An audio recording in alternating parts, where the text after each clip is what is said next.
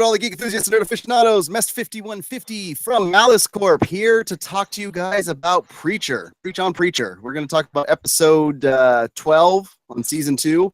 We got one episode left in the season, guys. You guys excited? Dude, it's going to be, given the way this one ended, it's going to be weird. I'm looking forward to it. Yeah, to say the least. But let's talk about who we got on the cast. So we got myself hosting, along with me to give us some feedback on how the episode went, what we liked, what we hated, what's going on with everything. I got Icy Zorro. What's up? I'm almost recovered from Sunday's podcast. And he's speaking of the drunken We Drink and We Know Things Game of Thrones podcast that they did Sunday. If you guys haven't checked that out, and if you're of age to be able to check it out, it is a age-restricted cast, but you can definitely go back and check that out. It's on the channel. And then with us as well, our seer of not knowing what's going on with Preacher because she hasn't read the comics at all, Super Hoovian Freak. Welcome. You know, one of these days I'll catch up and read it. And I'm sorry I missed the podcast Sunday. Sounded like crazy times were happening. I don't remember. he drank and he forgot things. Is what Absolutely. All the things that I knew left my head. As we see you join in the chat room, we're going to say hello and want to get your thoughts on everything for the episode if you've watched it. So come join us in the chat and chime off on what you thought of the episode. But let's get right into it. So this episode started really, really odd. But before we go into the breakdown of it, what was Icy Zorro, your favorite scene of the episode? That fight was a little bit long, but it was a lot of fun. I don't know. It was fun seeing how easily he was just mowing through them, even without weapons. That was a lot of fun to watch. Exactly. And how about you, Super Hoovian? You know, it was kind of fun for a little bit just to see Jesse and Cassidy talking again. You know, out on the porch. I know they were drinking some weird stuff. I don't know what that thing was. It had Neosporin in it, and I don't blame Jesse for the face he made. But it was just nice to see a little bit of camaraderie back before they ripped it all to shreds again. Yeah, I will tell you my favorite part of the episode, and it was only about 30 seconds, maybe, if that. No, maybe about 5 seconds, but it was watching Cassidy fly through the air. Just and hearing him yell as he got chucked. So, that was very true to the nature of the comic. That right Absolutely. there. So, and we want to welcome Scatterbrains podcast back to the cast for Preacher. He joined us last week, and we're glad to see him join us back. But yeah, let's go into the episode. It was a really weird start because it basically just was a flashback forever. It took, I put the mark, it was 17 minutes. 17 minutes before we even saw Jesse. 17 minutes. Before we got back into the story. Picked up right from where the last episode ended. Mm-hmm. So that was just, I guess, Eugene just working out all his issues in. Well, some more so the Saint going through everything again in his head. Okay. I couldn't remember which flashback it started with. Yeah, do we really need more of the Saint's backstory at this point? Does it matter?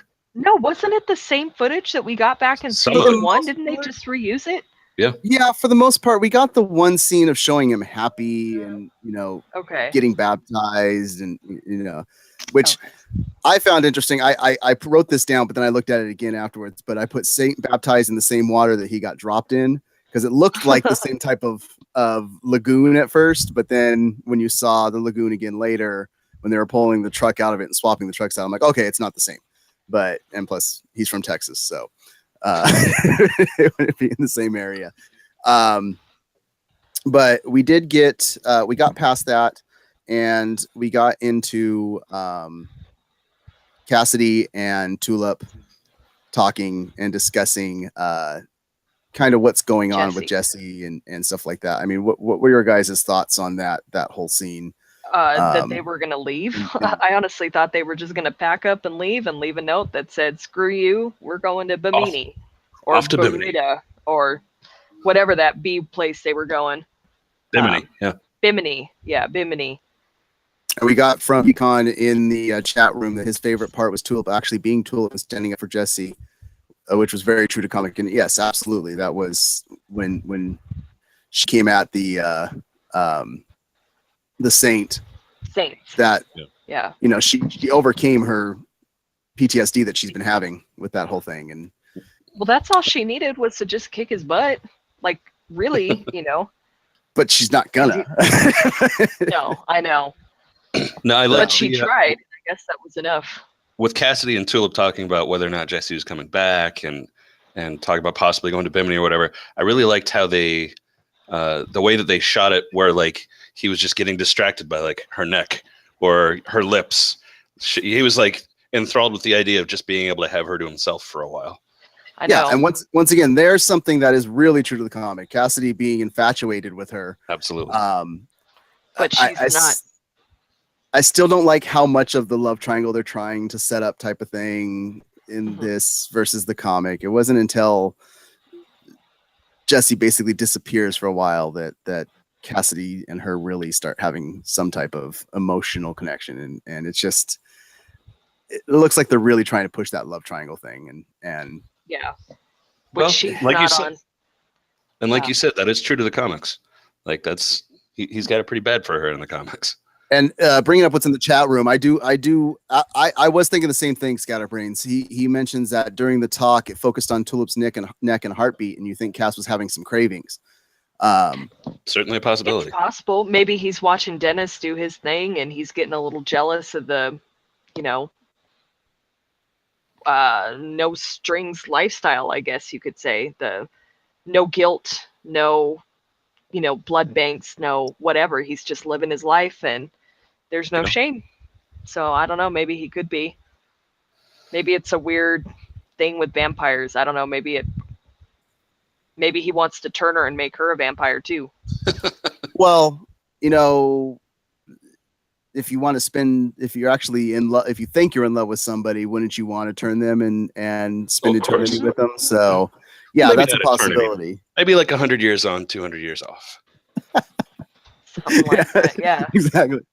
But I do want to talk about that chat that they had between them. There was two things that I noticed. I want to see what your guys' thoughts on this. So last week we talked about how Tulip was just hurt and the way she responded to Jesse after finding the guns and stuff like that. And I said that I thought that she would get more kind of angry with him after all this stuff. And you guys came back with that she was just hurt.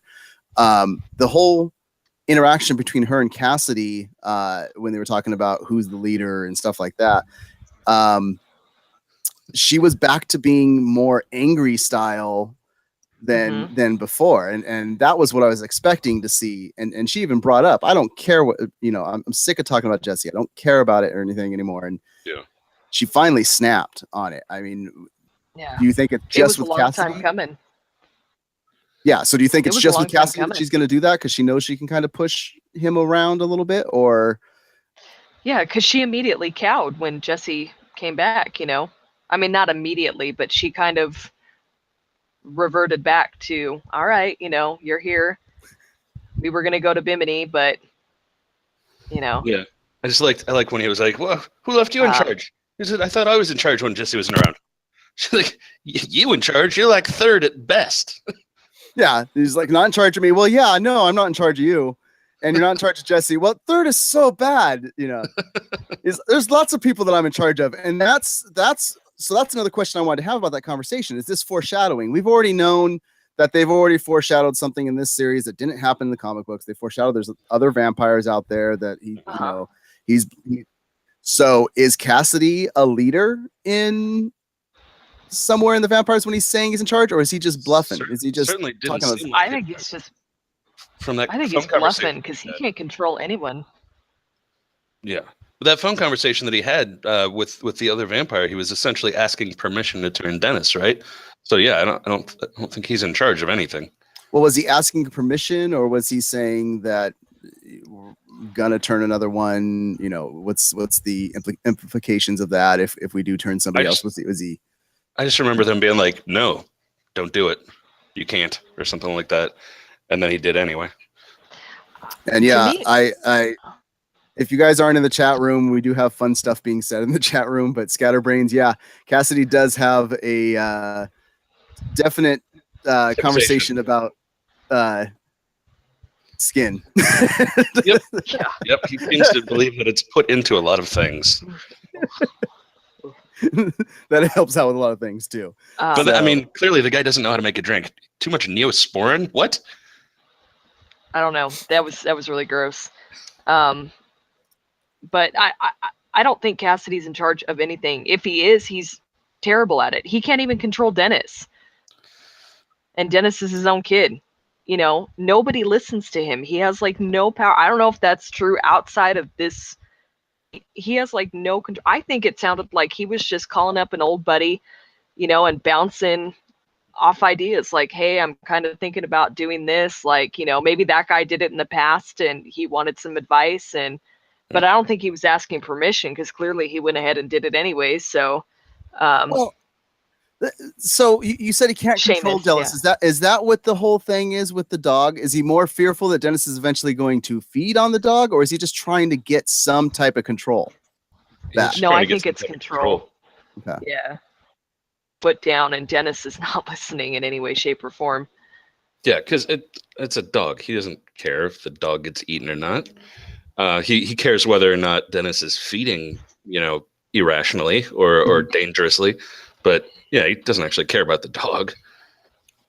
Well, he seems to care a little bit. He asked Jesse to watch over him. He is kind of a soft-hearted vampire. Yeah. So, and it was Seamus is who Beacon says he was talking to. He can't control himself or can barely do that. So, yeah.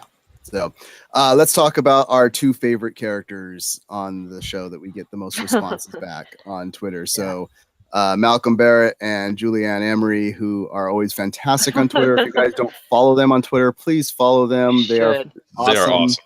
They talk about the episodes when they're airing. They have great jokes about what's going on and stuff like that. And another person that I also want to mention is David Bass, who you need to follow as well. He's part of the production design. He is so funny. And I'm going to get into one of the great pieces of production design that happened for a split second. I went researching to try and find out if it was real or if it was production. But what do we think about Hoover this episode? He wasn't in it a whole lot. I mean, he did that little scene in the car, and it was pretty, you know, when he was releasing the Saint. And I don't quite know why he did it, but he had to like put on those glasses. It was like, okay, he's like, I'm ready to go do it, and I'm putting on my sunglasses. And then he gets out and he goes, and so I don't quite know what that was, but it was pretty funny. That was putting his game face on. Putting his game face on, I guess. Or do the glasses signify something? Or I have no idea. I think that it is hilarious that they chose Hoover to go deal with the Saint of Killers. Like, I don't even know why. Like he hadn't messed up enough. Yeah, I know, but just like this giant, imposing, unstoppable Terminator demon killing machine, and Hoover. He tried to get out of it.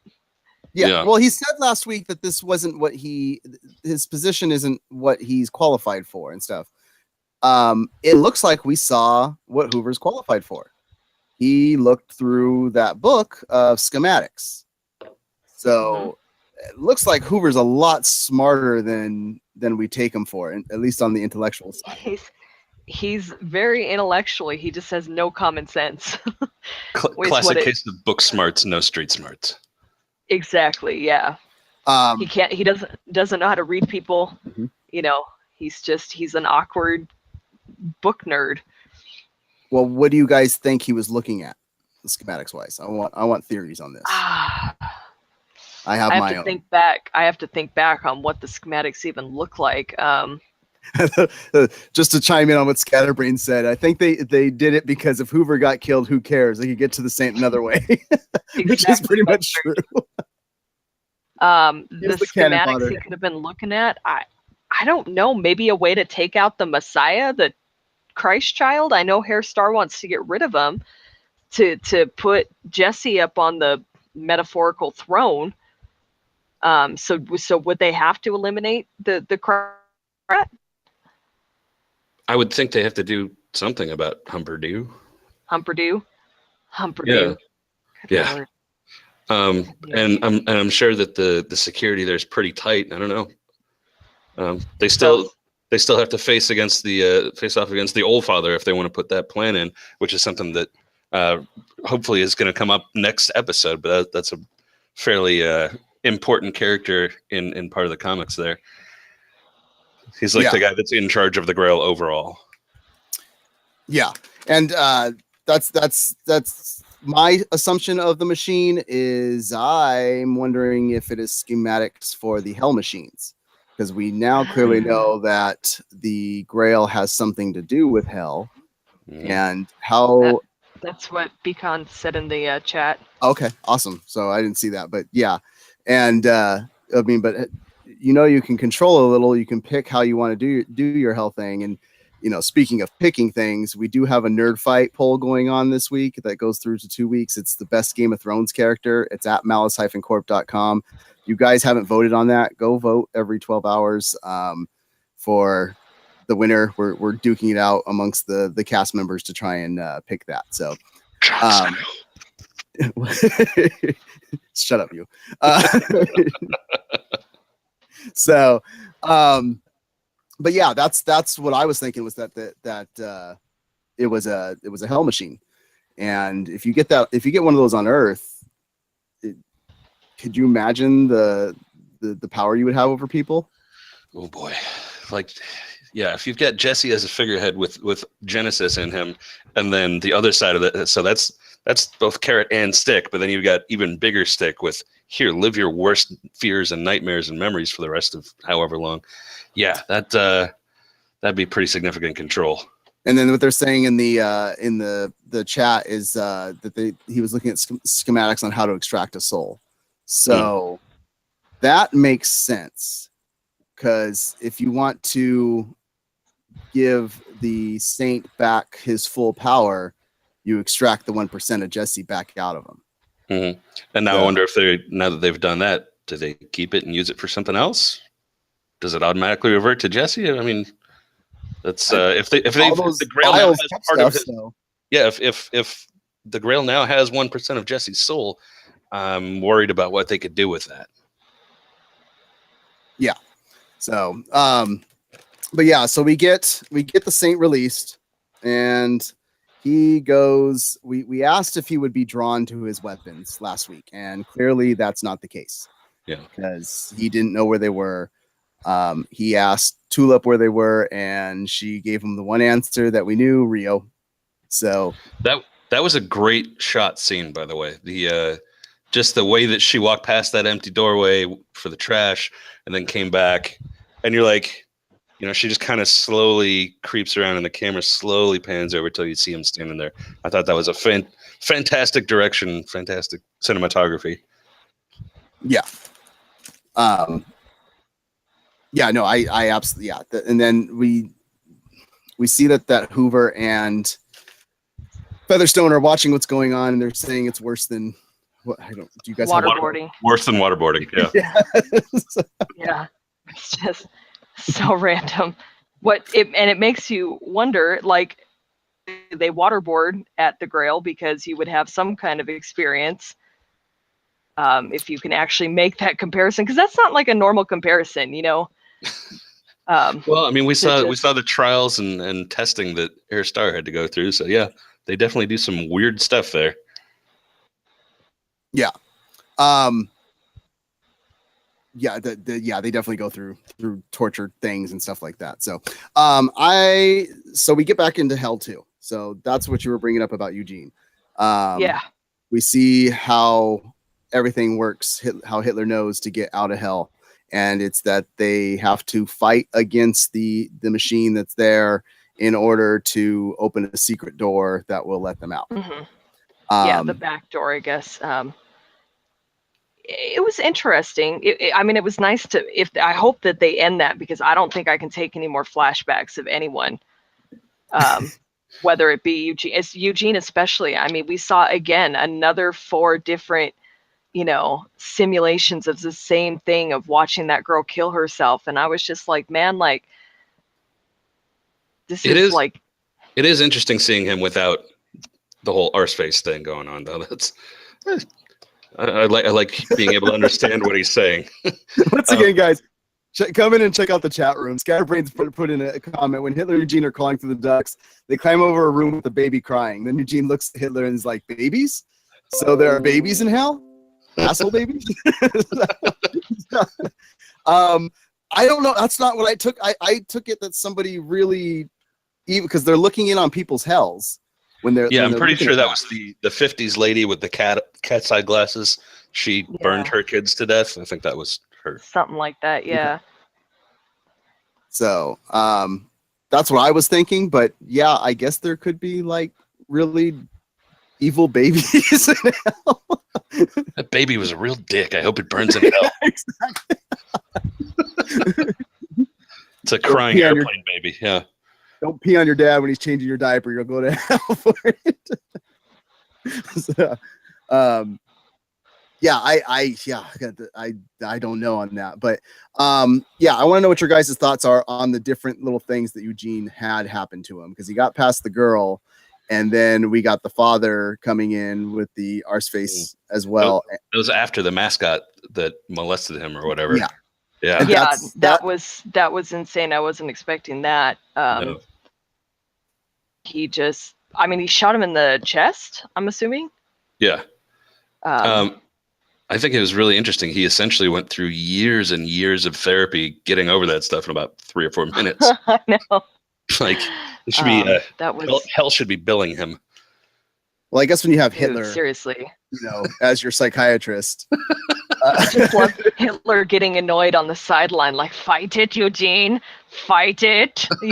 Like, I can't do a German accent, but, I mean, you just see him getting more and more annoyed, like, okay, we're done. And then, like, another knock, and he's like, just need to go, like, I just, like trying to get that little door. Go. And how did he know that one window was where the secret door was? That's who knows? I guess it's the way out. That's the only thing I can think of, is it's the one thing in the room that was outside. Yeah, I remember him saying something about how he just have to find a door that's going to open, and I think he tried the closet door at first too, didn't he? I didn't see that, so maybe he did. No, I thought maybe he did, but I remember him definitely going straight to the window. I don't. Now that they're out of hell, I was kind of half expecting Hitler to immediately die again. Like, finally breaks out of hell and then dead right back. Well, that's what I'm wondering too, is are we going to get an actual scene of Hitler back on Earth, or is that going to wait till next season? Preacher's willing to push some pretty strong boundaries, but God, I hope they're not truly going for a Hitler redemption arc. Well, I don't think that they are. I mean, that would be really weird. I mean, Preacher's weird, but I think he's just using Eugene to get out. Yeah. And once he's topside, he's gonna change his name and go on his little merry way. And Scatterbrain says, "He's got to grow the mustache the rest of the way back out." Scatterbrain says, "When Hitler is disappointed because you whipped your boner out, that's when you know you're in hell." Exactly. Yeah. But that's what I want to know about that scene with the father. We know the father's not alive because the entire town was burnt. So no one in that town is alive. Yeah. So is that actually his dad in hell, or was it just a figment of Eugene's hell? It was part of the projection. Because how bad of a hell would it be for you if you were Eugene's dad and you had the arse face? I mean, dude, really? I know. So I think it was a reflection, because he looked exactly like Eugene, only, Eugene looked normal this time. So good point too. In the chat room, Scatterbrain says in the original flashback, Eugene tried to open that exact window. If he had escaped in the real world, he may have gotten away with it.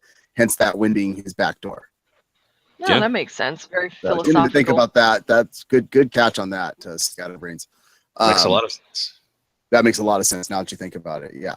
So, but yeah, that was what went through my head when I saw his father, and maybe it was that redemption finally for even his dad to say what he said to Eugene, if it was in fact his dad. But yeah, if it's just a figment of the machine, then that's makes perfect sense. Now, while Eugene is breaking the machine, this is what I want to ask too: is do you think that the exact moment that he was breaking the machine and breaking the hell was the exact same moment that Jesse was trying to talk to the saint telling him what to do, because once again, just like we had last week happen, the word didn't work at first. No, but that's because we think that's because that they pulled the 1% of soul back out of the saint in order to let him go do his job again. But didn't it work again the second time? No, good. The saint pretty much defied him. That's what the name. Yeah, I think the saint pretty much defied him both times. That's why he was able to win the fight. Okay. Okay. But because it was that same type of noise, like the voice cut out for a second. He tried to say it, like the crackling. Yeah. That crackling, yeah. And I thought maybe it was just a glitch the first time around, but it was back there again. So you have to wonder. And that's why I was thinking if stuff going on with Hell is still contributing to Jesse's power as well. Yeah. Well, it's going to be even worse now if Hitler and Eugene have escaped. If just having the Saint out caused such an unbalance. But they are saying in the chat room that the Saint no longer has a soul. So why would it work on him again? Yeah, it wouldn't. I don't think. Yeah. Did they tell him that when they said, because he said he has my soul? I didn't think that they said I didn't think they said that he doesn't have a soul. I thought they just said like, well, oh well, type of thing. Yeah, tough luck for you, basically. Yeah, they never confirmed that they took it back out. They may not have known. I don't know if Airstar told them or the Grail told them. Well, that's where we learn that the Grail has their toes a lot deeper than we thought. Yeah, literally in hell. Yeah. So once again, something going completely opposite of what's going on in the comics and stuff. The Grail wasn't really in tune with Hell. So that whole speech from the Saint about the sound of scalping, that was creepy. That was creepy. That was very, very creepy. It literally sitting there like, oh boy, how are they going to get out of this one? Yeah, and the Commandant of Hell shows up. So it's not exactly Deus Ex Machina at that point. Is Demon Ex Machina? I don't know.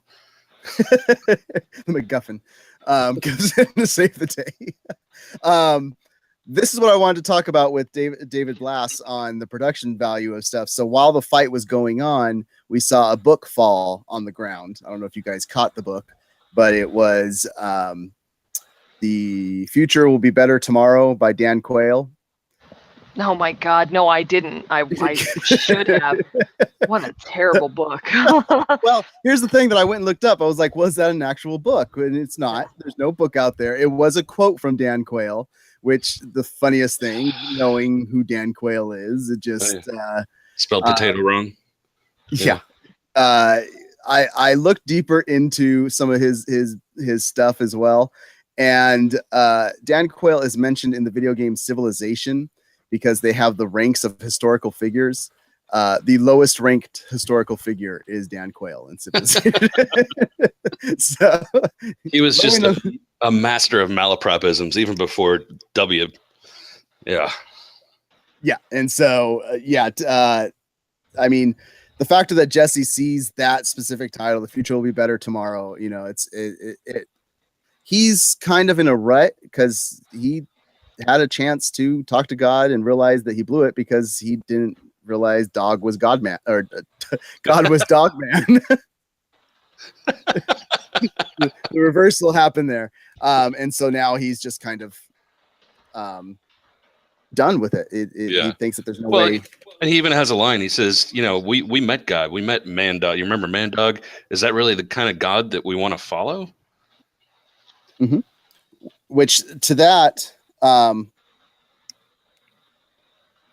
okay. To that gets more to the comics again. Okay. Because first we were getting this whole, want to go help God. Now it's do we really trust what he's doing, and we need to fix what he's doing, type of thing. And that's what that's more what the comic was, where it was like, I'm gonna find God, kick his butt and tell him to get back to doing his job properly. And it looks like we might be seeing the counterpart as well, because when the Saint gets back to hell after being, threatened by what's her name, he says, "Tell Satan I want a meeting." And they're like, "Yep, no problem." So that'll be interesting. Yes. So that'll be interesting. You kind of forget that there actually is a Satan in hell in this show because, you know, it's run by a Gestapo lady, whose name I can't remember. And they're talking about the something. soul in the chat room. They're talking about the soul that the saint has. Beacon brings up that you do hear the noise from the soul machine before Hoover runs away. Mm-hmm. And then Scatterbrains brings up a really good point about Jesse's power. It says, I think Jesse's power is not working anymore. Has to do with him not having 100% soul. He no longer has 100% Genesis, so it won't work 100% of the time. Yeah.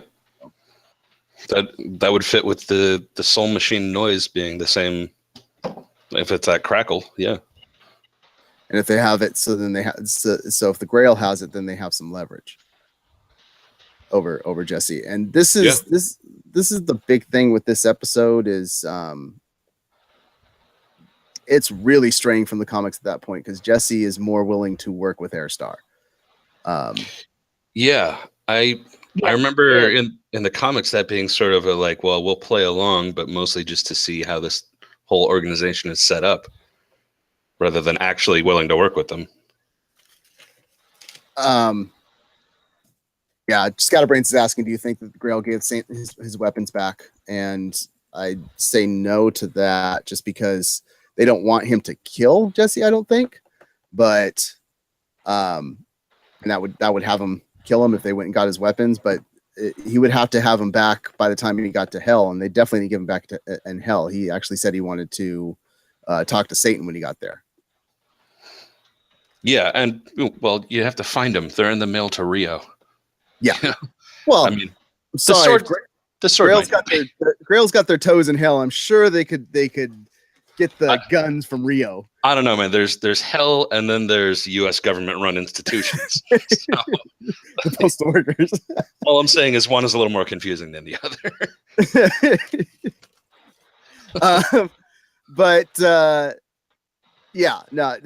We get.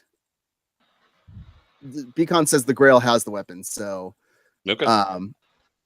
So I could see them intercepting those, but we get. After the fight, they're sending Cassidy and Tulip to the hospital. You see that the ambulance is being run by the Grail. Yeah, it wasn't hidden very well at all. I mean, what would you think when you first saw that? What did you think was going to happen? I knew they were going to be taken to Airstar. I mean, all of this was all plotted out by Airstar just to drive a wedge further in between all of them. He's had Featherstone picking away at Tulip on the side. Cassidy is Cassidy. He's stuck up in his own head. So, but he wants, I'm sure by watching the videos, he knows that he wants to run off with Tulip. So he's using the two of them together, just drive a wedge in between them and Jesse. Absolutely. The whole reason they released the Saint was so that he would go after Jesse, so that he could then save Jesse from the Saint, and then also split him off from Tulip and Cassidy. He doesn't need Tulip and Cassidy. I'm kind of surprised he even let them live. Yeah. I think he knows that if they go missing, and Jesse finds out they had anything to do with them, they're all dead. Yeah. And Scatterbrains brings up a really good point for those that read the comics. They ask that if they think the Saint will do what he does in the comics when he meets Satan, and he just mutilates Satan. So God, I hope so. I think that would be downright awesome, and I could see them doing it. I don't think that's something they're gonna shy away from. But yeah, that was a really good question. Thanks for that question, Scatterbrains.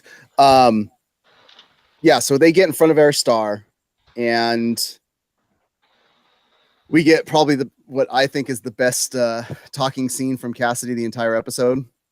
Just being mesmerized by Airstar's face. But my God, you're ugly.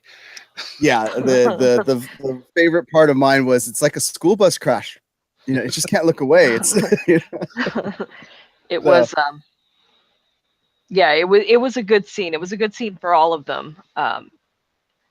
And just, they're just done, Yeah.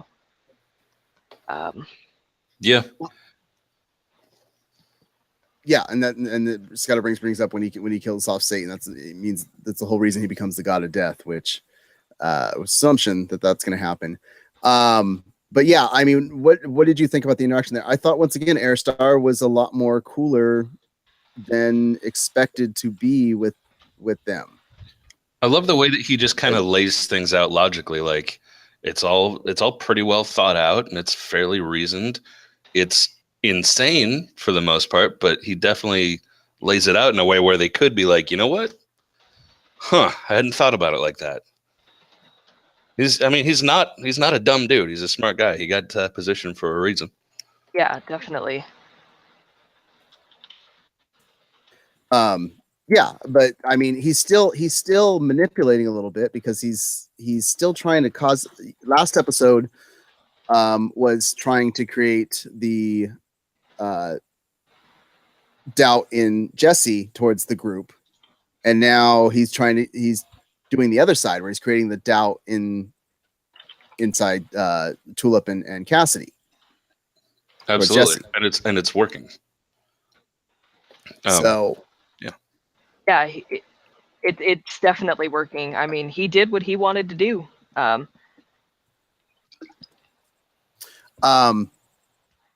No, Sorry. Go. I was gonna say, did anyone notice that the in the battle with the Saint, the camera, one of the hidden cameras fell down? So I'm wondering when that's going to be discovered. Well, that's what I want to know what your thoughts are on it. So now they know that Airstar is Jesse's friend. Tulip has this connection with Featherstone in her. With Featherstone. When they find out that they've been being watched this whole time and stuff, is that going to? He's not your friend, or is it going to be causing more issues between Featherstone and Tulip? And I think Tulip's going to catch on instantly because remember she doubted Jenny because Jenny knew things that Tulip hadn't told her, and then she covered it up. She's like, oh no, you did tell me, and she played it off, and I think Tulip bought it because she really wanted someone to connect with. But she's going to see that camera and she's going to remember that. And she's going to go, well, crap. That's how you knew, Yeah. And at that point, at least, Featherstone and Hoover don't have to be watching terribly boring conversations anymore. So they should be happy with that. And speaking of terribly boring conversations, sorry guys, if you're tuning in on this is a hard episode to talk about because there wasn't much going on in terms of exciting things to talk about. It was a fantastic episode, but it's a great at setup. the same time, we're trying to draw more out of it than what was there. And make sure that you tune in for our other MaliceCast TV talks because there is definitely more stuff going on with those, especially once the CW starts back up with The Flash and Supernatural and things like that. Yes. There'll be some exciting TV talks to happen then. Definitely. I'm looking forward to it. Until that time, we do have the website malice-corp.com where we do put articles up about the stuff going on, about all things nerd. And we are looking for writers on that site as well. If you're interested in writing about anything that you have a passion for, please put something in the comments below. Let us know, or come check out the website and you can comment on the website and let us know if that's something that you're interested in. It is just a group of a family of friends that are just nerding out together, and we want to make that family a little bit bigger. So, and Scouter brings up that Tulip will catch on. Tulip just needs a friend right now, so she's letting her guard down. And yeah, I agree with that. She is letting her guard down, except to when it comes to the people that are her friends. She's really got her guard up against Cassidy and Jesse. Yeah, her instincts seem to be exactly incorrect. She's turned into George Costanza. Another Seinfeld reference. Preacher is closer to Seinfeld than we thought. So the most important scene that we got of the episode was the Pope comes out and blatantly basically says that God is gone, but twisting it so that nobody understands that God is really gone. Yeah, God is really gone. He says it like 3 times. God is gone. but his promise remains. And he says, Jesus is coming, which means we know Humperdoo is coming very soon. What is the world going to do with that? They're going to come out, this is the Messiah, this is the Christ child, and he's going to pee all over the floor. I mean, what are they going to do with that? They're just going to blast All American Reject songs at him. So, which you can purchase through our Amazon link. Exactly. So if there's anything that you want to get, basically, whether it's music or books or comic books about Preacher, you can go to the website and go through Amazon. It helps us out. It helps keep this thing funded and let us be able to get on here and chit chat with you guys. I read all the comics online before. I think I actually might want to get like some hardback copies of these books because I really like them. I have all the hardback copies. So Beacon says he doesn't think it was set up well for the finale, which it was a weird. I mean, it did what it has been doing all season, which was, like I said, driving that wedge and getting Jesse to accept his fate, so to speak. But I mean, the finale, it's going to come down to he's not going to stay the Messiah. He's not. I mean, this isn't him. No. Do we know if it's going to be a normal length episode? Is it going to be a little longer than normal? I believe it's a normal length episode. So, but let's talk about about Hitler coming out of hell again. Now they say that the Messiah is coming. God is gone. How crazy would people, not saying redeeming, like you said, hopefully they don't do a Hitler redeeming story, but all of a sudden Hitler's back alive. Pope just said the Messiah is coming. Mm-hmm. Yeah. He comes in somewhere and he starts preaching his word and stuff. I mean, how? Yeah, you're gonna get some insane people that are gonna think he's the Messiah all of a sudden. Yeah. Of course. So, do you think that's the twist that's gonna end up happening? Is that you're gonna have this? Where people are going to be like, "Oh my God, he's risen." Honestly, I still think it's going to be what I thought before, where I thought he was immediately going to die. I think he's just going to die this next episode. I don't think they have him on after this season. I could see them immediately killing him, but I don't know. The actor's doing such a good job at it. I could see them stretching it out. He really is. And and speaking of stretching out, that's what we're getting out of this season, is they're really stretching things out. I mean, that flashback scene, that's what that was. It was filler. It's like they're trying to get more and more to make it go longer, because I don't know. Weird, because I don't think they need to do that. I think they have enough content where they didn't need all that filler. Yeah, Scatterbrains said, do you think that the season will end with Angel Will? I kind of do. I think that'll be like the last 2 minutes or whatever of the finale. But I really don't want it to, because I want to know your guys' thoughts too. I want to get out of New Orleans. I want to get on the road and get somewhere else. I didn't realize we were going to stay in New Orleans this long. I've been jonesing for them to get back out and just be the three of them again.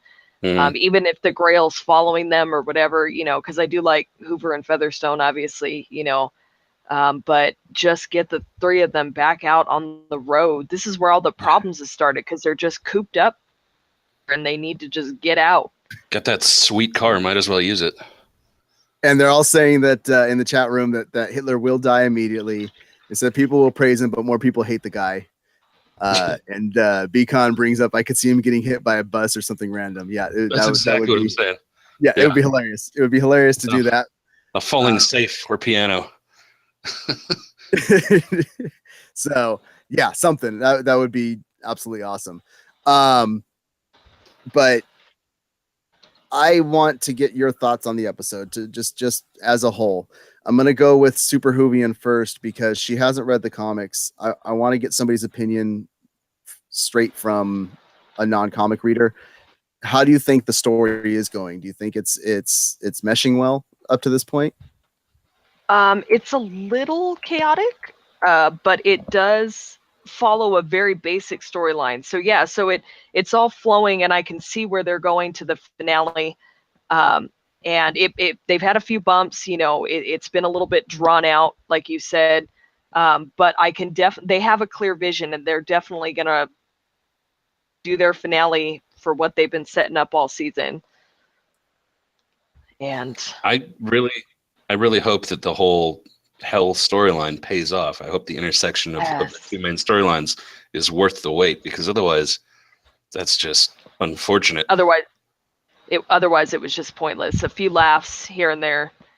Yeah. Hitler jokes, and otherwise, yeah. If they don't do anything, if that doesn't pay off, like you said, it's just it was a waste. That's the thing again, is the whole Hell storyline. It's not something that's in the comics, so it was something just to stretch out the story even more. I mean, what ends up happening with Arseface in the comics, his dad gets something very bad done to him in the comic, because Jesse basically tells him to go eat it. Yeah. And he literally does. So, and so Arseface is like, I'm going to get Jesse Custer and exacts revenge on him. And in his process of trying to get the revenge, he ends up becoming like a buddy cop type of movie storyline with Jesse and Cassidy. And then he becomes this super famous rock star. Nothing having to do with Hell. So I think having him sent to Hell is what is going to make Arseface kind of want to exact revenge on Jesse, I guess, because he had to go through that. I totally forgot about the whole Rockstar thing. Yeah. So I guess that's their way of getting the revenge, getting Arseface to want to do revenge, but not be able to be willing to forgive Jesse fairly quickly, because like it was just an accident. You said something without meaning it, type of thing. Yeah, that's the exact words he said, Scatterbrains. I can't say that on the cast. No, I think Scatterbrains is kind of that's almost exactly what I think. He said season 3 will probably be Angelville. Make that the whole season with a Cassidy backstory as B story, and some throw in some Eugene trying to get a little bit of revenge. I think that's about exactly right. Yeah, and so and then that Beacon said I wouldn't mind leaving New Orleans and then coming back for Angelville, and that's kind of what I'm hoping happens. Still give a little bit more plug to Angelville, and then eventually come back to it where Jesse has to be kind of kidnapped and brought back to Angelville. Like introduce that the characters are there, they know that Jesse's alive, where he's at, and Jesse's like, we need to get the hell out of New Orleans, and then bring him back to Angelville later. I'd be okay with that. You know, I want him on the road. I wanted to get them on the road and get some other storyline going on, because I'm done. I'm so done with New Orleans. I'm done with New Orleans. Yeah, I'm done with it. So, but I'm done with Dennis too. I'm done with Dennis. Just kill him off. Yeah. Or just let him go. Or just let him go do his own thing. You know. I'm done. The only gripe that I really had, I liked the episode. I thought the episode flowed really well, except for that first 17 minutes. And the end. I despise the Jesse coming to Airstar and going, well, what do we do now? And then Airstar bowing to him. And this. I love that they got the show onto AMC. I love that they're not pulling any punches with it, and they're trying to stay somewhat true to the characters. Cassidy is probably the most true to the character of anybody. Jesse and Tulip was super true to it last season, and has strayed quite a bit from who they are. So I want to get back into that proper narration that's close to the comic. I'm getting sick of the narration straying so far away from the source material to make it new and fresh for people. It's for somebody that's a huge fan of the comic books. That was the one that just at the end really kind of put me off the deep end with it. Was just like, I'm done with it. I get it back into the comic books. I want to see Airstar get kidnapped by cannibals. I want to see, I'm ready. I'm ready for us to get into some of the craziness that happens in the comic. Definitely. And that would be cool for me. And Scatterbrain says, no, don't let Dennis go. Cass has to kill him to prove he has control through chaos. Which, well, and that's what that was what you guys said, kill him. So yeah, we eventually figure that Cassidy's gonna have to put him down, do that killing. I just want it to happen. Do it already. Get it done. The story. It's an annoying character. Yeah. So there's so many better characters from the comics that they can bring into this, and Dennis is a new character that just didn't do much for me. So that's me. This was a gripe episode. Sorry guys, it drug a little bit and things like that. So it did a little bit. Let's get thoughts for next week's episode. What do you think is going to happen in the finale? Well, their feud is going to come to a head. I think find the camera and they're going to realize that they were getting played, and they're going to take it to Jesse. Whether or not Jesse's going to listen to him is another story. But I think they're going to break free of the Grail for now. And then get on the road maybe to Angelville. Yeah. What about you, IC? I think Eugene and Hitler are going to have to run into them at some point. Obviously, he's going to have to see that Eugene's out of hell. Like I said, otherwise that whole story is pointless. Saint of Killers, we're going to have to see him meeting Satan. That was an interesting little tag at the end of his scene there. Yeah, there's got to be some sort of reconciliation between the main trio. Otherwise, it becomes an entirely different story than the source material. Yeah, exactly. Yeah, I think this is going to. I don't think that they're going to turn on the Grail until probably maybe the end of the episode. I think that's when they'll find the camera or something, or it'll get kicked under a table, or Dennis will find it, or something. Something stupid's going to happen. The dog will pick it up and run away with it. They're going to do something stupid. If they drag out everything else like they have been, that's do something like that to it. But I think once they find the camera, I think it'll be towards the end of the episode, and then they'll be like, well, who's watching us? What's going on now? And Jesse will already start having to step in with Airstar on how to become the Messiah and start figuring out plans on what's going on with the future of that. And then we will get Hitler popping up on Earth, and we don't know how long he'll pop up. Weird. Totally weird. So maybe he just retires to the south of France and starts painting again. Well, yeah. Well, here's another question. If you were in, so we know the Saint of Killers was the only one that could use the guns due to Tulip, being that they were mortal humans. If you've been in hell and you've died, could you use the guns? Oh, maybe. I don't know. Would they throw some weird, stupid twist like that in there? Like Eugene all of a sudden comes across Rio and he can use, he finds the guns and he's like a significant badass. Interesting. Yeah, that would be kind of funny to see. So we'll have to see. So, but yeah, thanks for everybody that joined in tonight. I know this one was a little bit of a drag out chat. We do have our main MaliceCast on Friday at 8 p.m. Pacific Standard Time. That is going to be talking about all the great moments in nerd history September. So we're going to talk about video game anniversaries, movies, things that happen in science, stuff like that. Come join us for that. That really is a fun chat to have. And then we will be back on Monday, hopefully, as long as no situations happen. We just had some issues come up this Monday where we had to do the cast today. We'll be back on Monday with the episode extremely fresh in our minds so we can talk about it better. And we'll talk about the finale of Preacher, 9 p.m. Pacific Standard Time on Monday. I am looking forward to it. And last bit of questions. Do you think Cass has made vampire before out of a friend or lover and had to put them down, hence him not wanting to do it again with his son?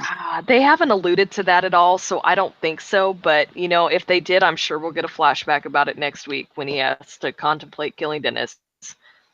Agreed. How many? And I have one last question before we ask where we can follow everybody. How many seasons or episodes before we see a unicorn? It'll be in the last episode, just because. I'd say 5. I mean, Cassidy brought it up that he saw one, and I was very worried what he was talking about, and he was like, and I'm like, and she's like licking an ice cream cone. I'm like, that. I'm like, where's he going with this? so yeah. I think eventually we will see a unicorn just because Cassidy was adamant about that they exist, that they're real. So yeah, but with that, where can we follow everybody? Icy Zoro, where can people follow you if they want to see your thoughts about things? At Icy Zoro on Twitter and Instagram. And Super Hoovian? Just looking away. Super. I think we lost her. I think we lost her too.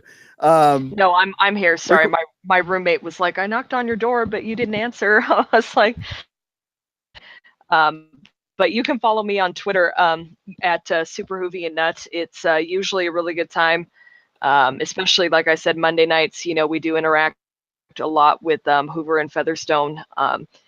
It's just with Supernatural coming back, we're gonna have that cast involved, and it's a good time over there.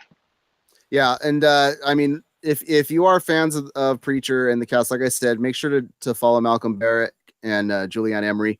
And if you do follow our Twitter handles, we do talk with them. They do respond back. It's a really cool interaction that they do with their fans. So check us out on that. You can follow the main channel and the site at Malice Corp on Twitter. You can follow the cast at MaliceCast on Twitter. You can follow me on Twitter at Mest_Malice Corp. And also follow me on Instagram, Mest5150. That's where we put up a lot of the thumbnails and pictures that we work on to get these videos set up and ready and let you know when the casts are going live, or we do them on Twitter as well. But yeah, please do check out the website. We do write articles up there. I have an article coming out tomorrow talking about the new Dracula origin film that is in works right now. Little interesting tidbits that were found out about that, having to do with the actual Bram Stoker estate family and things like that. But come back on Monday, 9 p.m. and talk about the last episode of Preacher with us. We do appreciate you guys coming in and sitting through our chat. Scatterbrains, thank you for joining the chat channel again. And Beacon, thank you for being at the chat channel as well. And we will see you guys shortly on Friday for MaliceCast, episode 25. All things great and nerd. And you guys have a wonderful day and keep nerding on.